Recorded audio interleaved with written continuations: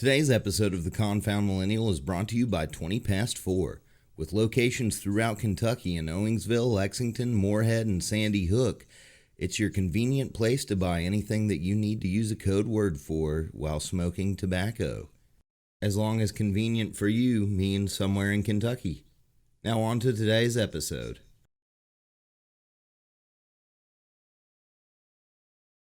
And welcome to the Confound Millennial, starring Steven Stirvin Michaels, Ryan Diamondz, special guest co-host J.W. Jones, and my friend and yours, Tommy Chong. Yay! Thank you, Welcome. thank you, thank you. Please. I'm kidding. I've never met this man before in my life, but I'm glad to meet you now. Well, thank you. Howdy. I'm doing all right. How are you guys doing? I'm good. Well, I'm vacation. I'm still vertical, so that's a good sign. Definitely. Always a plus. Yeah. Yeah. So, Tommy, just wanted to ask real quick, what is, why do you must really love podcasts, right? I have a hard time turning him down, you know. When you get my age, you know, any chance to talk, you jump at it, you know. Nice. You know, I looked up, I searched how many podcasts that you've been on, and now some of these might just be you being mentioned in the title or something, but 345 different podcasts mention you. Sure. Yeah, that sounds right. He's a popular guy. Yeah, I've been around. I get around. No, you know, I think I'm a good. The guests like me because once they get me started, all they have to do is just say, that's interesting." Oh yeah. Yeah. Well, just a minute here. Let's get back to the original question. No, I guess it's part of my getting high because I'm a writer, you know, and so when you ask a writer, so what have you been up to lately? You might be there for a few hours. Right on. I was telling these guys that came up on my history today of Facebook that I had applied in 2016 for a meet and greet and a smoke with you when you'd come out with your new strain there. I didn't win, obviously, but hey. You didn't get it? No, I didn't win. If I did, I forgot it was a contest. Oh, okay. Yeah, it was in 2016, it said. Sure. Like this day in 2016. I had applied for it. So, well, fast forward. I admire people that, you know, go through the routines of doing stuff right, you know. Yeah. I'm one of those guys, you know, I read the instructions way after I messed it up, you know. Yeah. Whatever it is. Definitely. Right on. So speaking of writing and stuff, I want to go ahead and get this one out of the way. JW had a question that he wanted to ask about books and stuff. You want to share that with him? Oh man, I watched an interview one time with the Wolf of Wallstreet where he said Sure. that you had actually inspired him to write the book, but I'd never heard your side of that, so I thought that'd be interesting to know. Well, what happened? We were, you know, in jail together, and we shared a cubicle. It wasn't a family cell, you know, and we never say cellmate. You know, it sounds a little too gay, you know. So, definitely intimate. And so we shared a cubicle, and he spent most of his days playing tennis. There was a tennis court, a whole sports thing in the prison. And I would be, you know, sitting in my cubicle writing my memoirs, you know, my book, Meditations from the Joint. And after a while, he asked me, you know, what I was doing. And I told him I was writing a book. And he says, "Oh, I'm going to write a book." And so he either that, I think that day or maybe the next day, he wrote a few pages, and then he handed it to me, like I was a teacher, that feeling, Right. and I read them, a couple of pages, and then I handed them back to him, and he said, "So what do you think?" And I knew right away, even before I met him, that this guy was some kind of genius, but his genius apparently turned out to be able to remember word for word other people's writings, because what he wrote in the 2 pages was the first couple of pages of Bonfires of the Vanity, Right. I mean, word for word. It wasn't even, his version. It was like word for word. Nothing wrong with a little blatant plagiarism. Yeah. So when I handed him back, he said, "So what do you think?" And I says, "You haven't really written shit, nothing." And he was shocked. He was shocked. I learned, honesty is always the best. Oh yeah. No matter, there's no reason to lie about anything, because I found the truth, biblically speaking, the truth will set you free. And it's so true. It's so true, because if you just speak truth all the time, first of all, you won't have that much to say because, lying takes up a lot of time. But the truth is, it's blatant. And so when I told Jordan the truth, it shocked him, because he wasn't used to it, because that's the way those guys are. They're scam artists, and so what they do, they lie so convincingly that they do what they got to do, unless and I happen to know. So when I told him that, he was in shock. He kind of like, he'd never been talked to like that before. And then he asked me, he said, well, so what do you think I should, so what should I write? Well, he'd been telling me these great bedtime stories every night about all his adventures. And they're so exciting. They were so crazy. I said, well, write what you've been telling me, just write it. And then he said, and then I told him the Tommy Chong rule, what I call it, the most of. It's called the most of rule. If you're going to describe something, because it's you're writing and you're using people's imagination, you can embellish, make it really exciting. It's not big; it's the biggest ever. And he caught on that right away, because guys do that. That's what scam artists do. Everything is too good to be true, and so then he started writing, and I never talked to him after that. He caught it, because that's what geniuses do. They caught it. Okay, I get it. Boom, and then he went and wrote the Wolf of Wallstreet, and we never talked after that. He never came and said, "What do you think of this or that or anything else?" He got the gist of what I was telling him, and he wrote a bestseller. I mean, you can't deny that, man. No, you can't, man. Yeah, and like I say, the most of. If you read the Christian Bible, which I've been kind of reading, studying. It's not so much reading, but studying it for years, many years now, because the Bible, the First Testament, Second Testament, they hold the answers of the universe.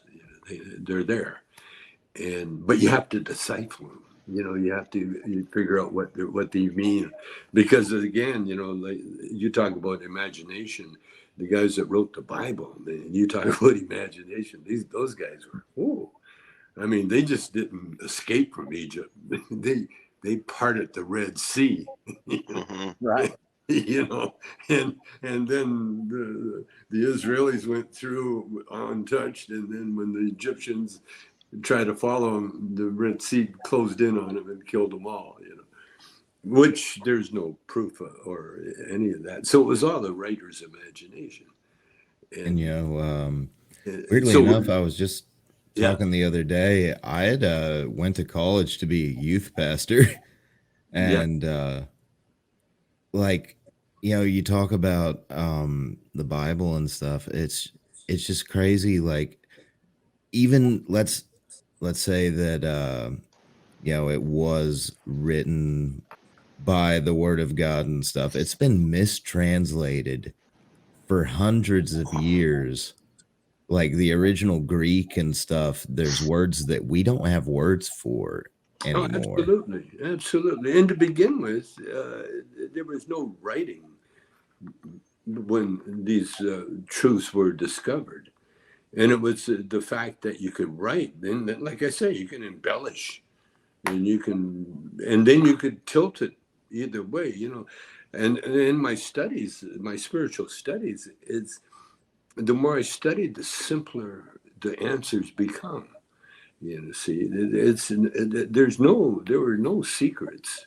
You know, it's all in front of us, but you have to figure out why they went a certain way. Well, you take the Israelis and the Palestinians. You know, that's a really good example because they really are brothers, and they're really worshiping the same God. Yeah, the God of Abraham. Yeah, yeah. But there's only one God, and there's never and the God is spiritual. There's no visible, gods. Not, like the one book says, God is too pure to behold iniquity.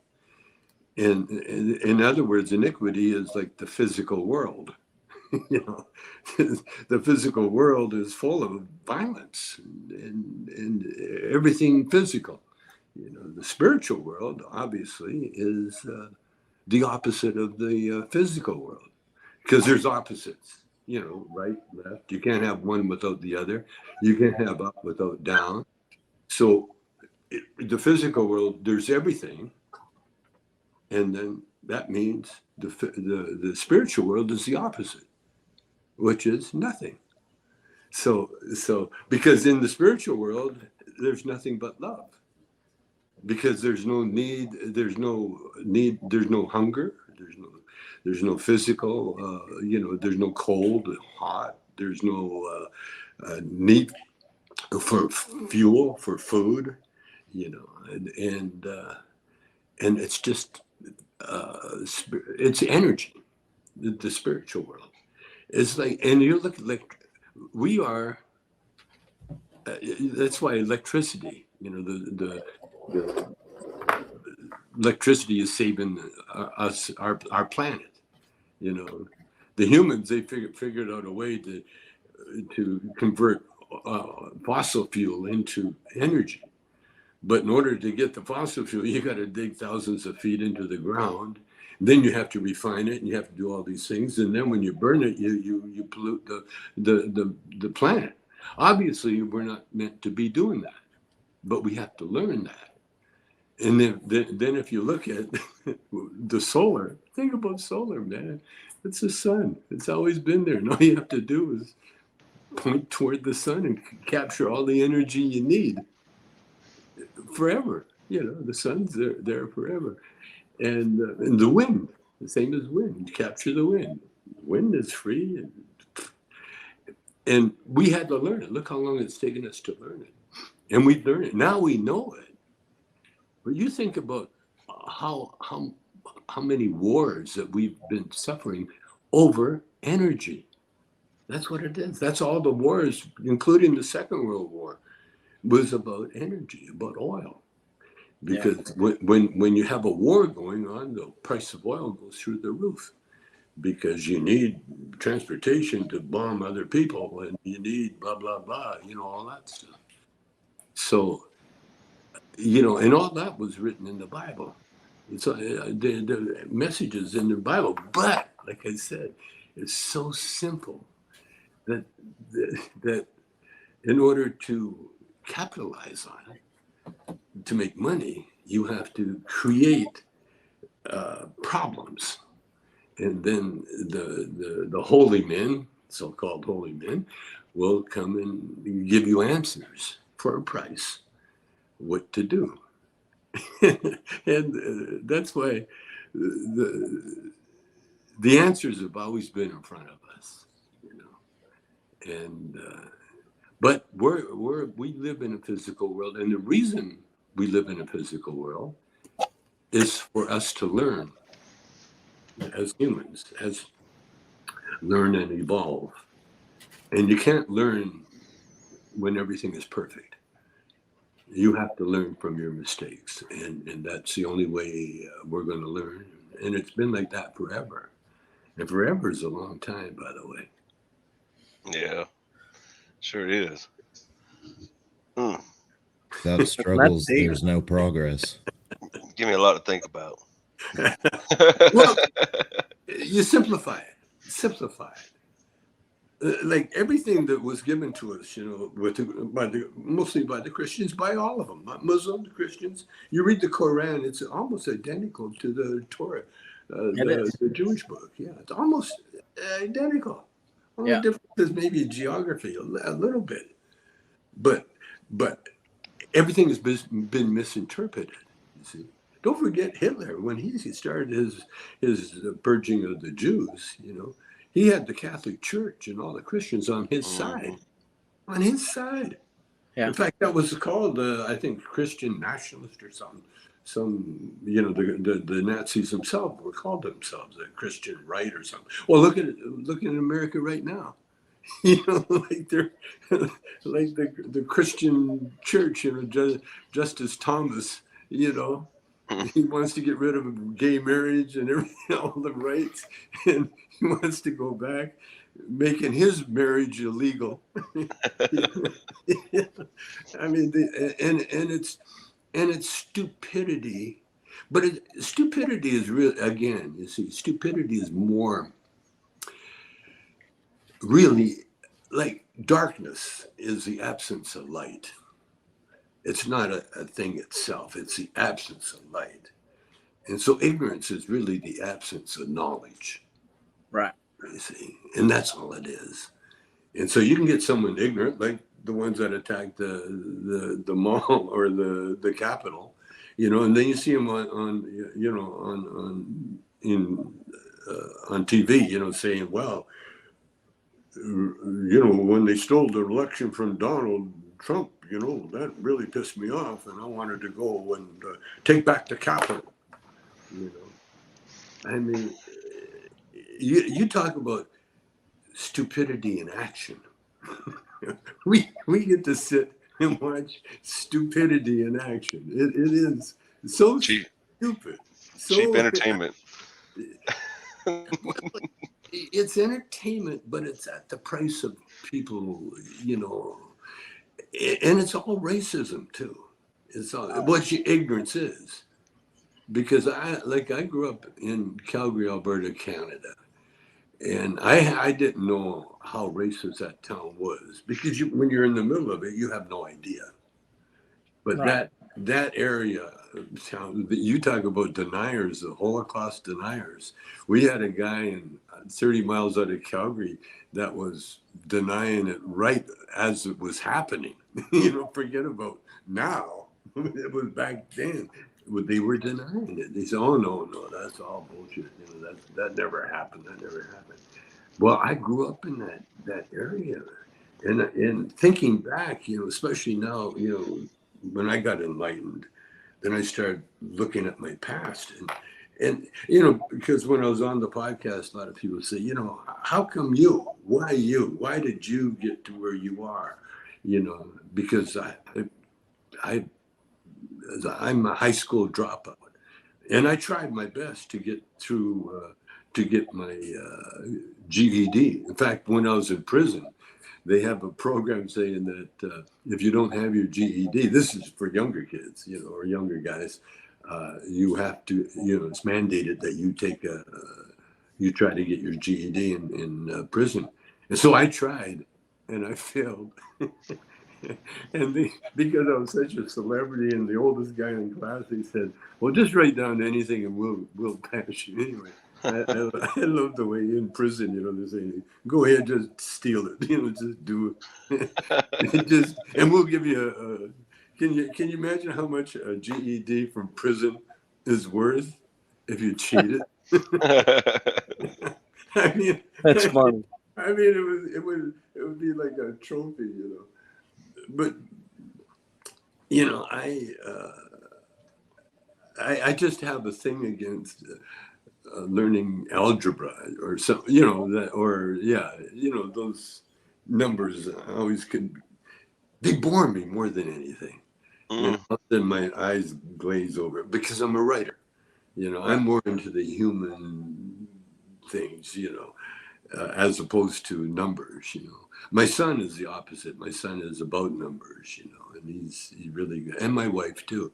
My wife is really good. That's why, when the check or anything comes, I just hand them my credit card. They do everything else, because I'm not allowed to handle any large amounts of cash or make any decisions, like that, because it's not my strength.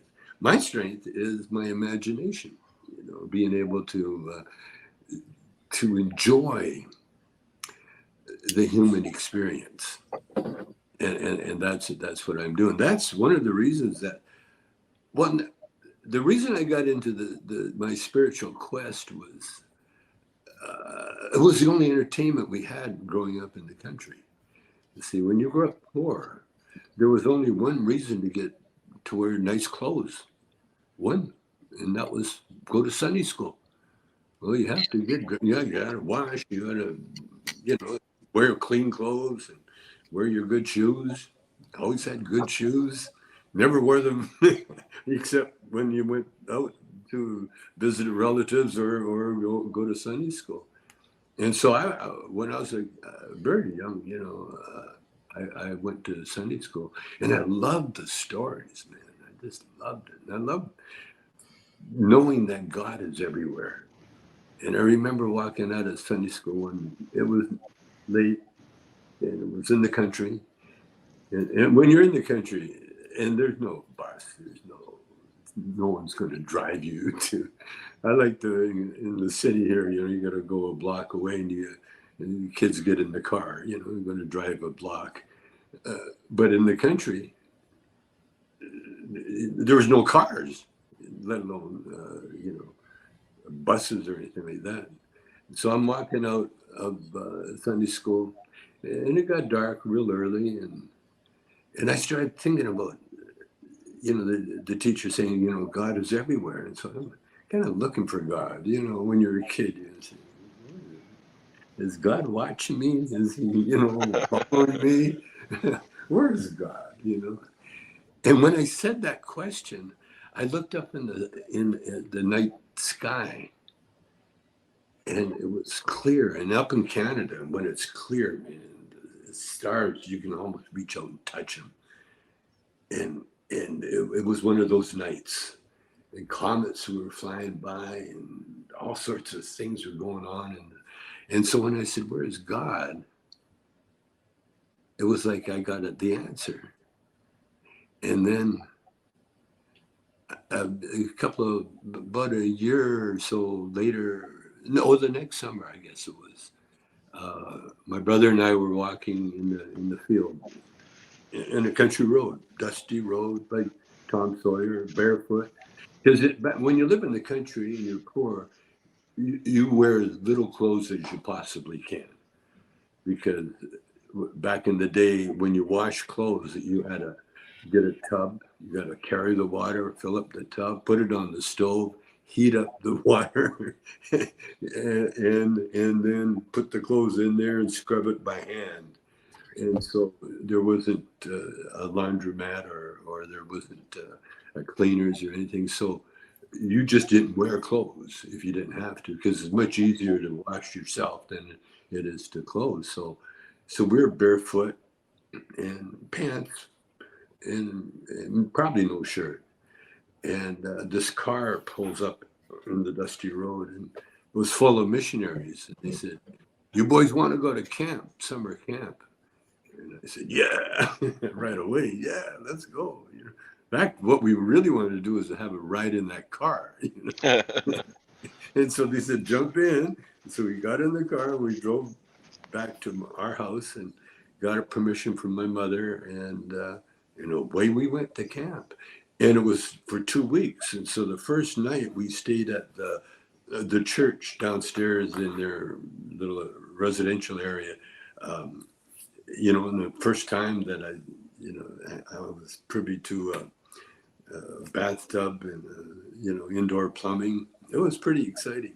And then I went to Bible camp, and I was at that age, like I said, being younger, I was really interested in the stories. And so I spent 2 weeks and they were like these young girls, teachers. They'd take us out into the field, a bunch of us little guys, they're the young crowd and then the older crowd. And my brother was in the older crowd, and they were out playing on the lake and getting into all sorts of mischief, But me, being the younger kid, we sat and listened to all the Bible stories, all the beautiful stories. And then at night they had a campfire, and they would sing, the guy would sing these songs. And the campfire songs, like 99 bottles of beer on the wall, those kind of songs.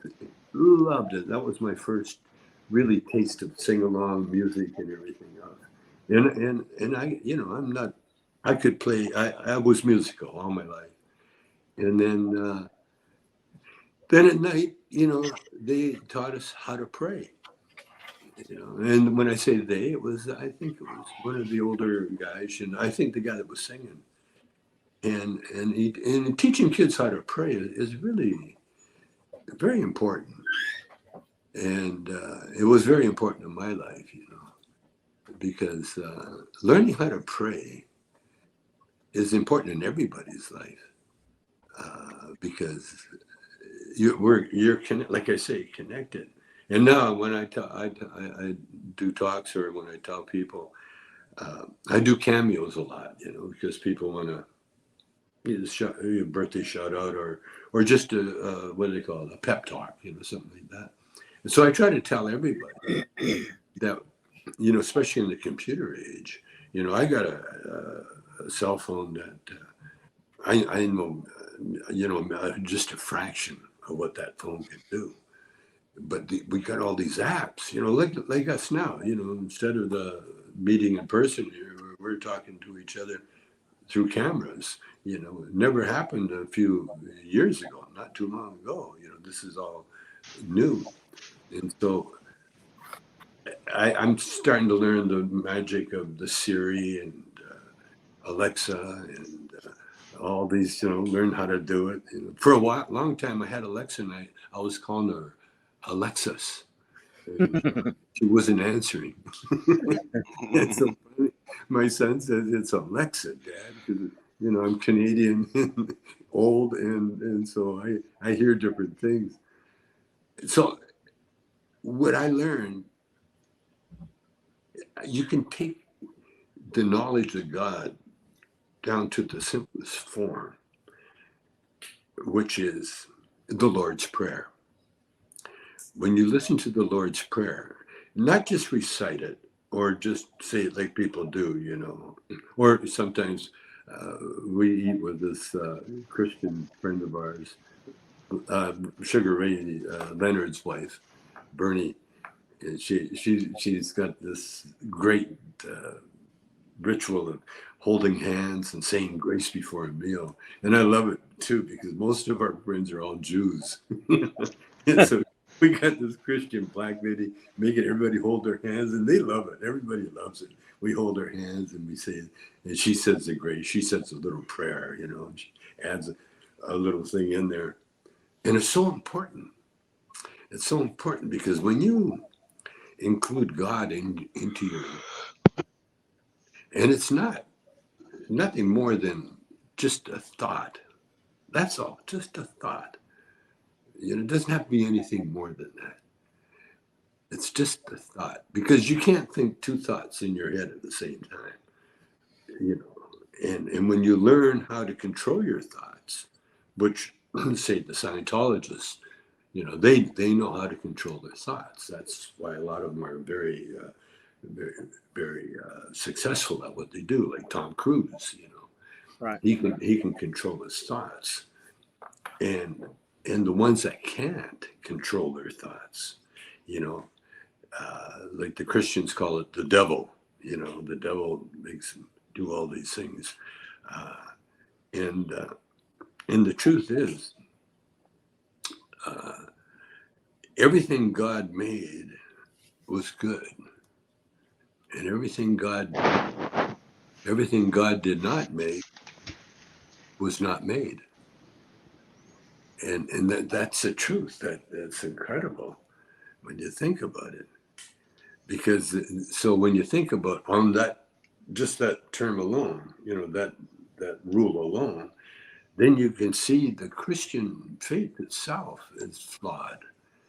Which is why when the pandemic hit, churches were shut down too. You would think, here, if it's a house of God, how could that pandemic come in there?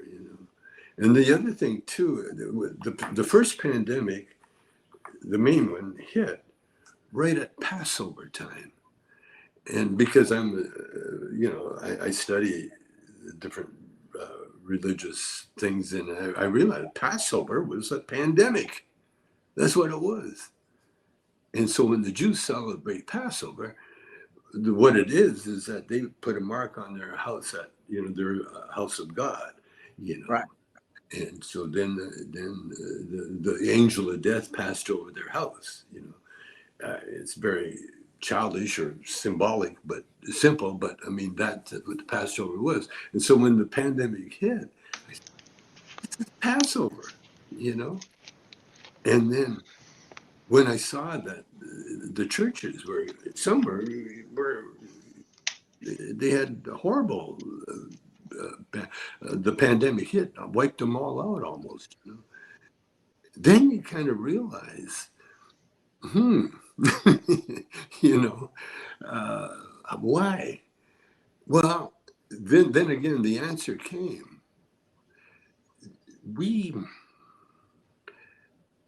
What they teach Christians, if you believe in Jesus, then you will have life everlasting, I forget the term, but life forever. You will never die. You will lie, but you have to believe in Jesus first. Then I thought about that. Jesus himself said, "No. Why do you call me good? There's only one good. The only person that's good, or the only entity that's good, is God." Right. And that's Jesus saying it. And so when you look at, say, what the Catholic Church did to Christianity, it's like, what? Because all they did really was the Romans, the Caesars, they co-opted. Their religion wasn't working as well as the Christians. They tried to stamp out the Christianity. The belief, it wasn't Christianity. It was just they were following the teachings of the prophet Jesus. Right.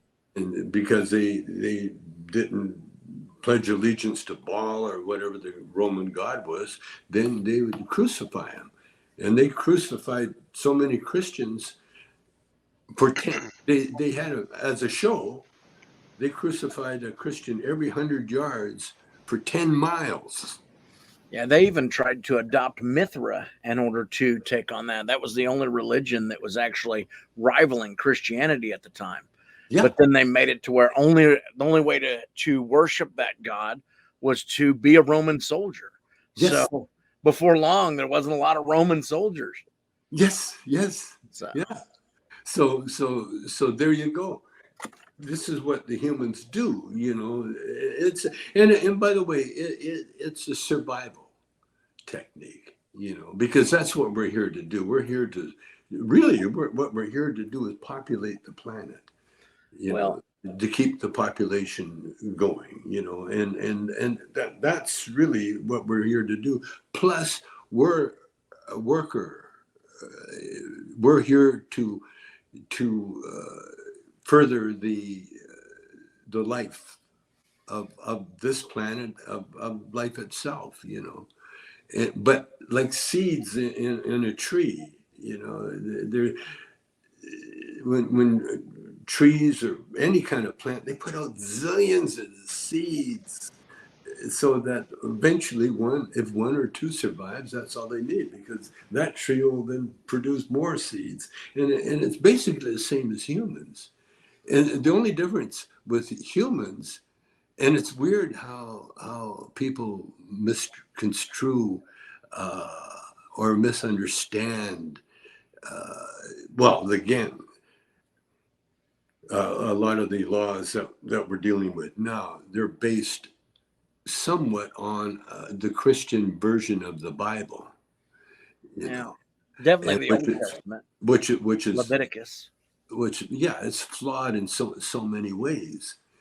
It's so what I found, and I think this is one of the reasons that I've been on so many podcasts, is because I'm here to give a message that you don't need to do all that shit.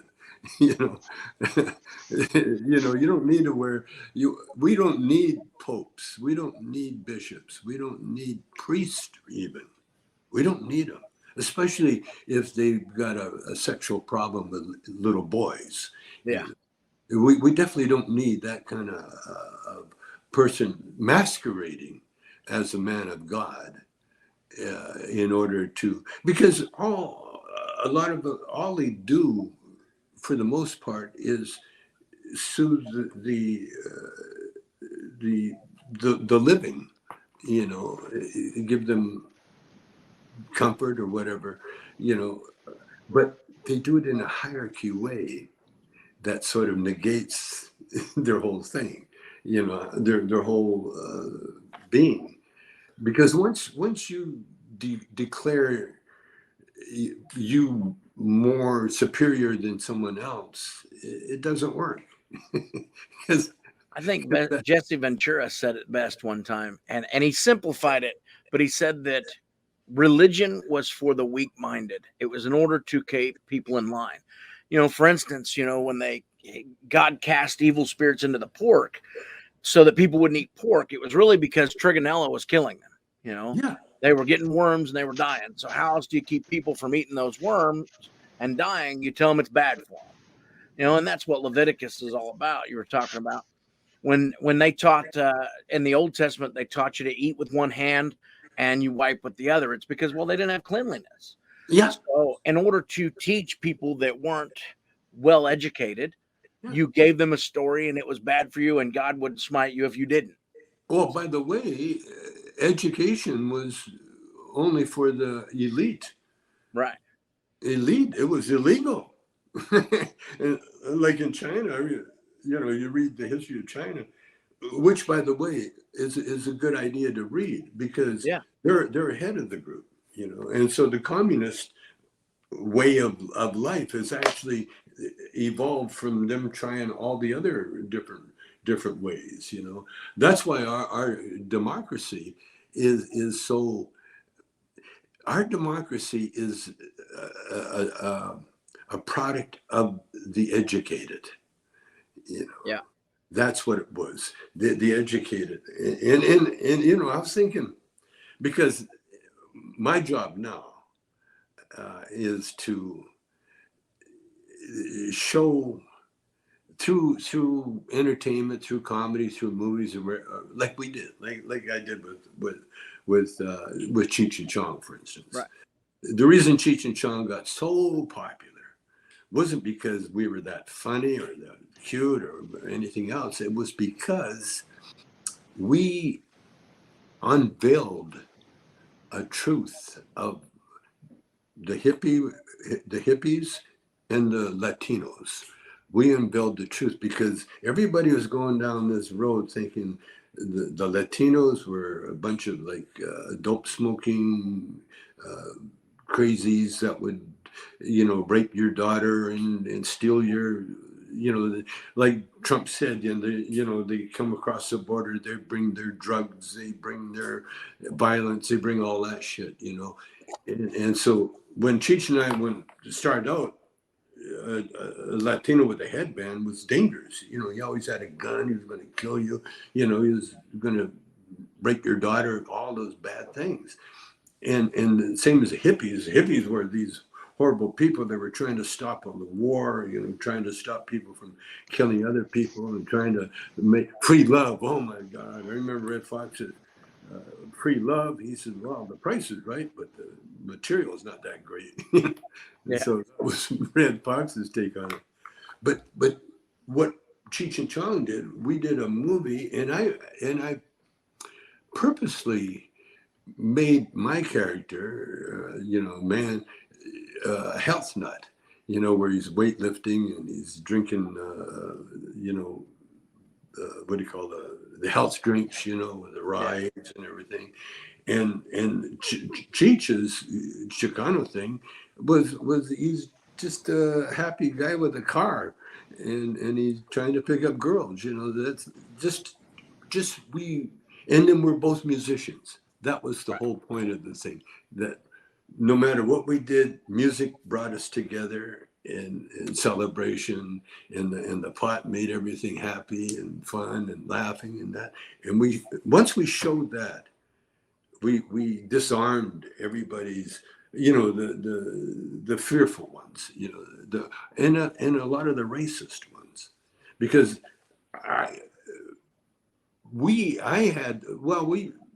Cheech and I both sort of got too old to be doing our act the way we were doing it.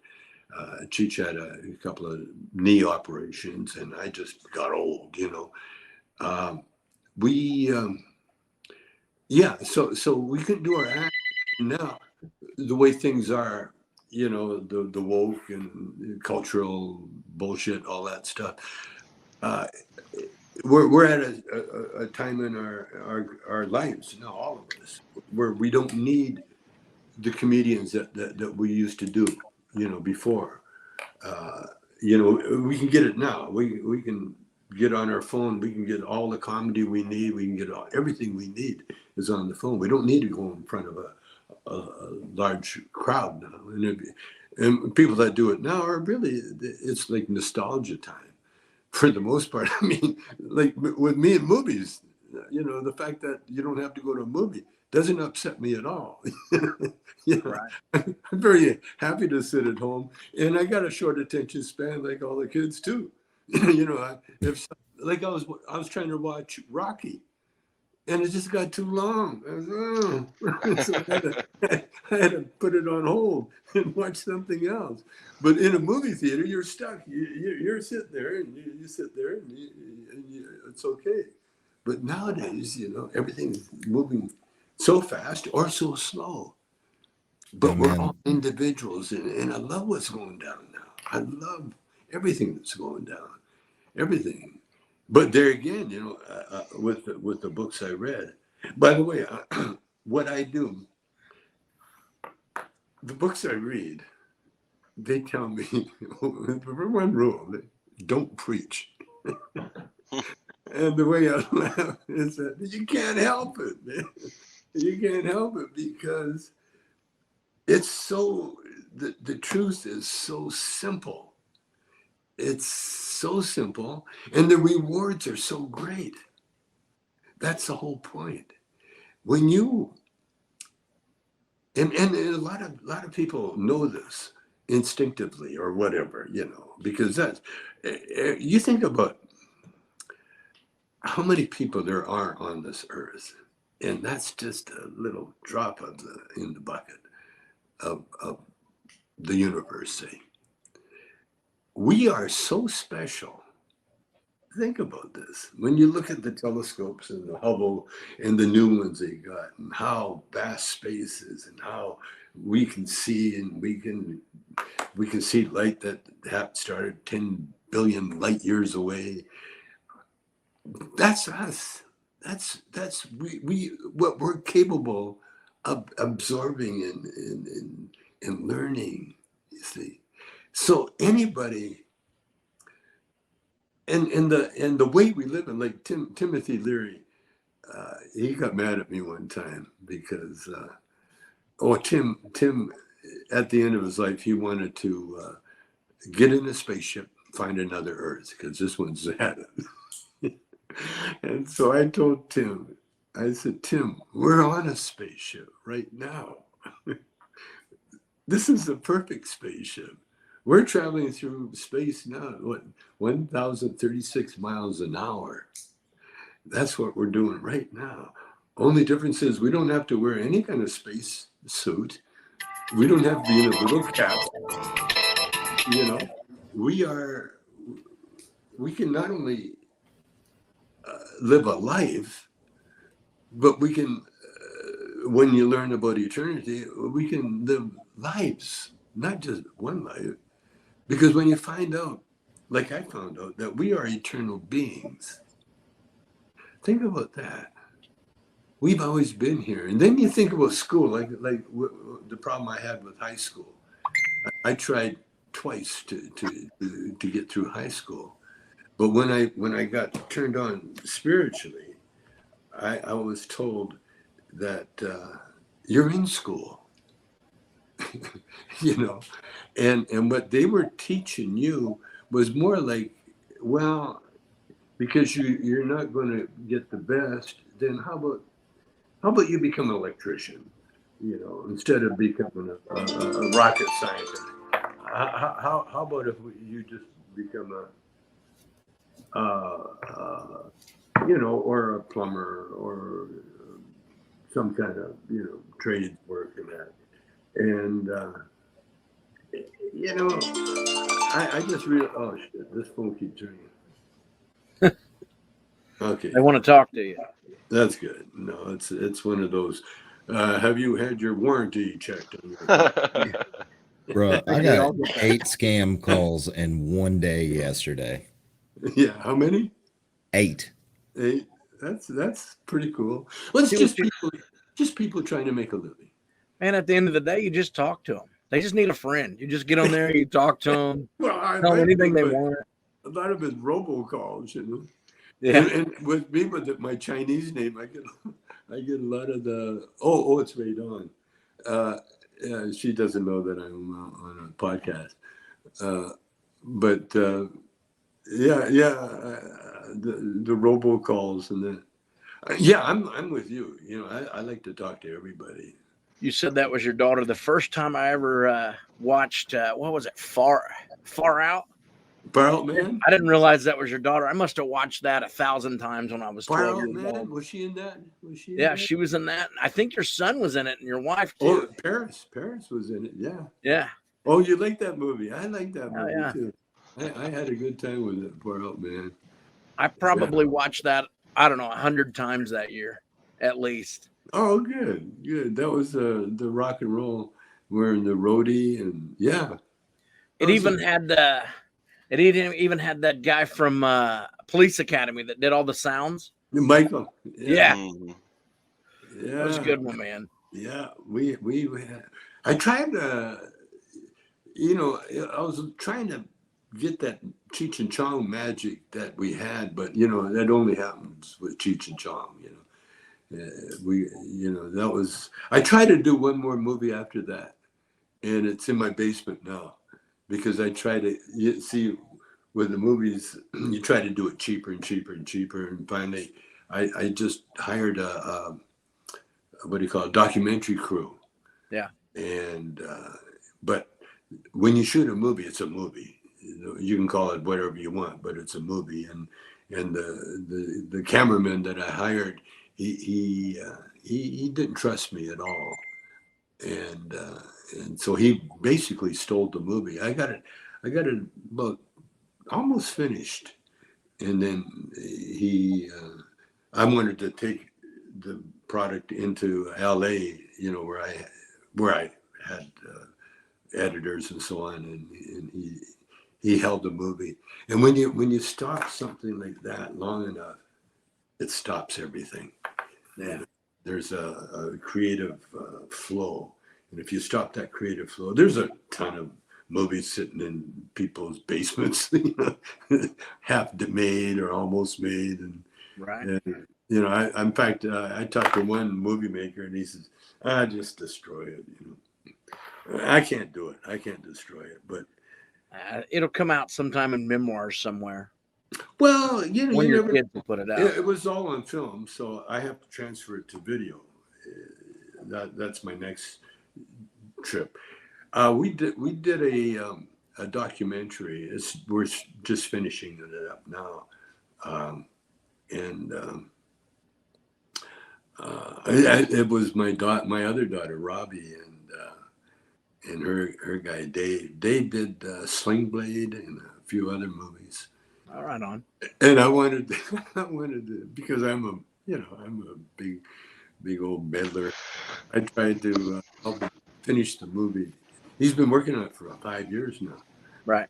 And so one time I wrote a great ending for it, and I tried to convince him, you know, to do a real funny ending, and he just freaked out because it's his baby. Right. And he got so freaked, he drove all the way to San Francisco to get cheap on his.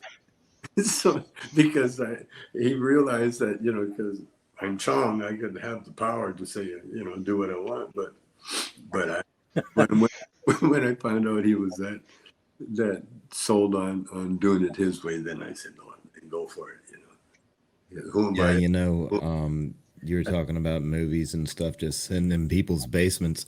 Me and a buddy of mine, we spent like 5 years writing a musical that you know, we wanted to pitch it to Broadway and everything, and he wanted one ending, I wanted the other, and it's been 4 years since we've talked about it, and he still calls me. He called me the other day trying to convince me on accepting his ending. I'm like, no, it's awful. Isn't that funny? The human experience. You know, think about it. You know, it maybe it's something that you know, it's not ending. You know, maybe there's a reason, or maybe well, it's like thought, like I said earlier, you know, about controlling your thoughts, because you know, we go off on these tangents, you know, and that was the whole point of curing depression, for instance. Depression, when you think about it, depression is just a loop that goes in your brain that goes over around and around and around. It's the same story. It's the same depressing story, and until you find a way to change that loop, you know, then chances are you'll be stuck on that for a while. And I actually wanted to throw this out earlier when you were talking about prayer and stuff. You know, I have really bad depression and anxiety, and that's how it works its way out in my head is I pray, and whether I'm giving it up or just hoping that it'll get better, there's just something about that gets me out of that cycle that you're talking about. Right. That's right. And I know a lot of guys that, you know, I go to AA and stuff. I know a lot of guys that they don't believe in anything, but they believe in prayer. Yeah, because it works. It works. It's giving it back to the universe. When you think about prayer, you're really talking to yourself. That's all. And but it's that spiritual self. You see, that's the one that's always been there. You know, the eternal self. You know, and the reason you go through these periods is it's a learning thing for you. You know, that all this stuff is learning. It makes you stop and think. You know, that's why a lot of people, you know, if you want something done, give it to a busy man, because they're so busy. You know, they're in that groove. You know, it's busy. If you really want to, well, what I've done like I said, I've been blessed since I was 4 or 5 years old. Really blessed, and I've been through periods of my life, periods of poverty, to the point of living in a society where we weren't alone. And one thing I found out about being poor is there's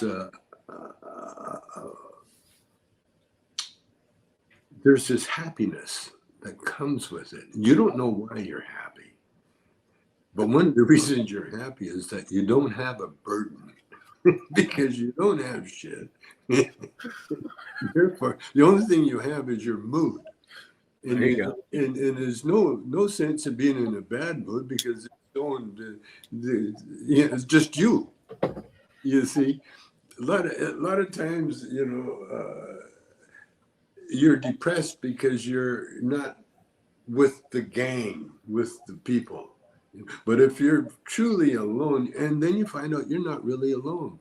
Like when I lived in the country, I wasn't alone.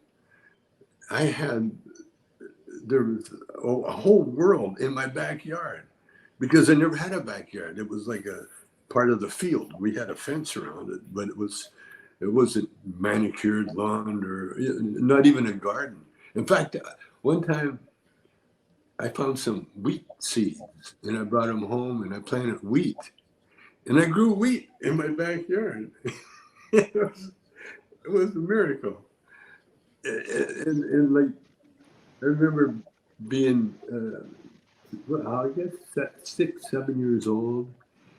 And when you live in the country, it's like, you guys, okay, outside. You weren't allowed to be inside. Because inside is where it's nice and warm and clean and everything. Outside, that's where you belong. And so I'd go outside and eventually, because of, the mind, the young mind and that, start playing with mud puddles. That's what I used to do, make little streams and that with my foot. And if you had a nice mud puddle, then I'd make a little makeshift boat, put the boat in the little areas. You can do so much just with with the mind. Like I used to kid about, when you're poor, a toy, you make your own toys. It could be a stick and a rock, but that's your toy. Or if you find, I'm right now to this day, I'm a rock collector. And like, no matter where I go, I'll look for rocks. I don't know where it started. I guess when we went to the river or the lake or something, you could skip rocks across the water, but you had to find the right rock to be flat and everything else. It could be that. But I learned growing up, to play in the country with what I had. And by the way, I had a BB gun. My brother, he took a little wagon and collected beer bottles around the neighborhood to get enough money so he could buy a BB gun.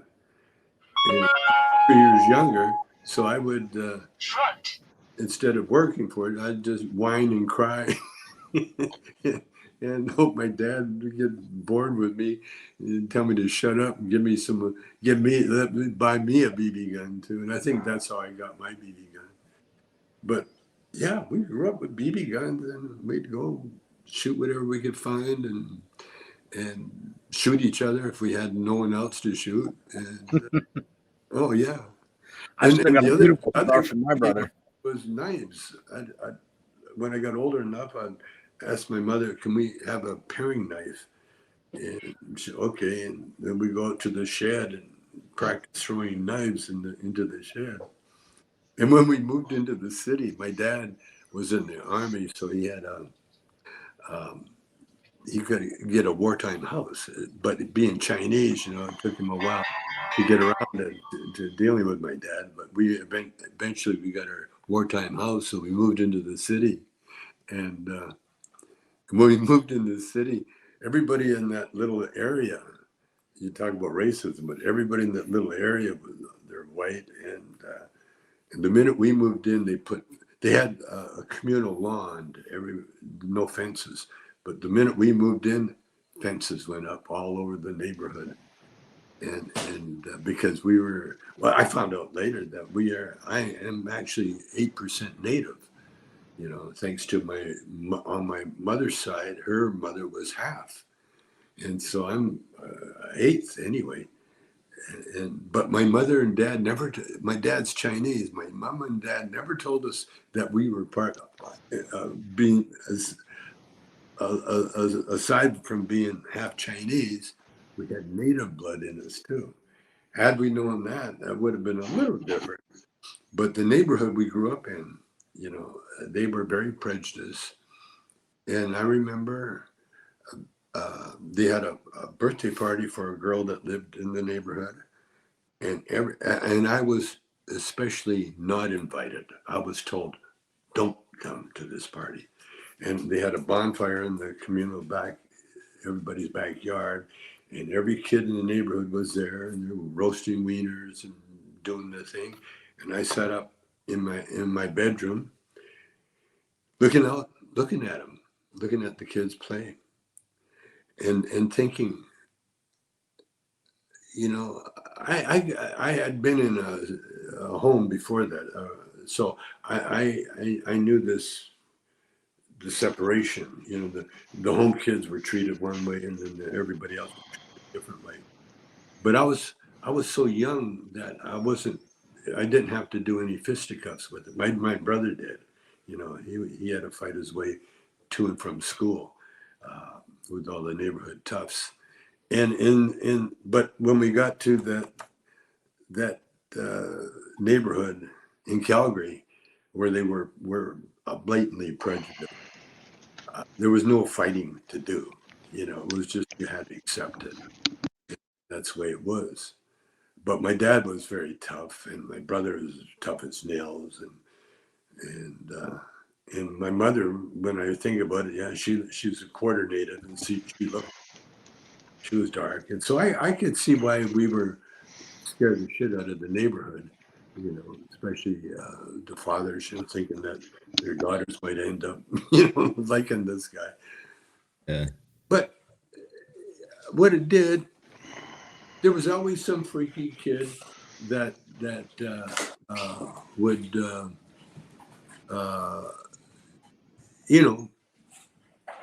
be friends. I had friends. I always had friends. They were mostly rejects, but I had friends.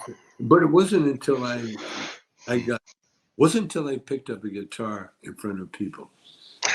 The minute I did that, then all the racism shit stopped. Gotcha. All of a sudden, man, I had girls. I had all sorts of action. It was that guitar, man, is magic, man.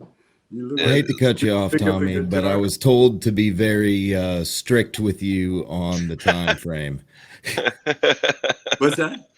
I was told to make sure to try to keep you to an hour to make sure you don't miss anything else today.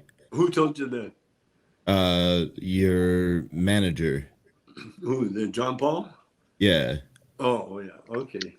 Well, listen, I'd be willing to bet right now all those people that grew up around you and didn't allow you to come to that party, they're still telling people that, man, I grew up right next to Tommy Chong. Oh, you know it. You know it. And their grandkids are probably still telling that story too. Like, yeah, my grandma, man, they grew up next to Tommy Chong. So any last words you'd like to leave everybody with, Tommy? Well, with you guys, here's what I want you to do. I want you guys to check out my favorite author. His name is Joel S. Goldsmith. Okay, now he's on Amazon or what, the books and that, and I was literally led to his book by the Spirit. And what I mean, I was walking down New York. I was on my way to the gym in New York, a gym bag. And all of a sudden I felt something literally take me by my shoulders and just turn my body and march me in front of this book, the store. And it was Harper Row Publishing. And then the same force walked me in the door and over to and I could feel, I literally felt my arm being directed to pick up, not this book, but his biography, Joel S. Goldsmith. And it really changed everything about me. You know, it really, I was on the right path, always on the right path, but this was another thing. I've been guided by the Spirit for all my life, right from the beginning of my earliest memories. And what he teaches, Joel, he's Jewish, but he was raised in a Christian, Mary Baker Eddy, Christian Scientist. He became a Christian Scientist. And then he also became a Mason, with the highest degree of Masonry. He's a very special guy. And if you get a chance, check out his book. And he'll turn you on to other books too. And then maybe you guys will be as nutty as I am. Who knows? I can only hope, man. Well, Thanks thank for you for coming. coming on. Thank you, Diamondz. Sorry that once again you didn't get to speak much. I got to listen. JW, thank you. And Glad to be as here. always, stay saucy, hoe bags. This has been the Confound Millennial, starring Steven Stirvin Michaels, Ryan Diamondz, JW Jones, and Tommy Chong. Woo!